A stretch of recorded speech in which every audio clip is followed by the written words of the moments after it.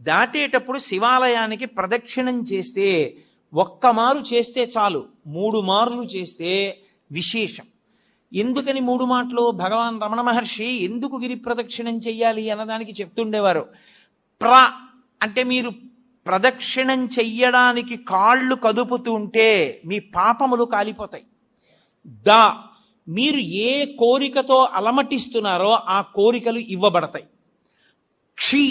మీరు ఏ కోరిక లేకుండా ప్రదక్షిణం చేస్తుంటే, అంటే జన్మ జన్మాంతరములందు చేసిన పాపములు కూడా కాలిపోతాయి. ఆఖరి ఊపిరి దగ్గర పాపపుణ్యములు లేని స్థితి కల్పించి మోక్షం ఇవ్వబడుతుంది. ప్రదక్షిణం, అందుకు శివాలయ ప్రదక్షిణం వచ్చింది. నేను కాదు, స్కాందంలోంచి సాక్షాత్ భగవాన్ రమణులు చెప్తుండేవారు కూర్చోబెట్టి ఎందుకు గిరి ప్రదక్షిణం చెయ్యాలో. కాబట్టి ప్రదక్షిణం 3 మార్లు చేస్తారు. ఎందుకు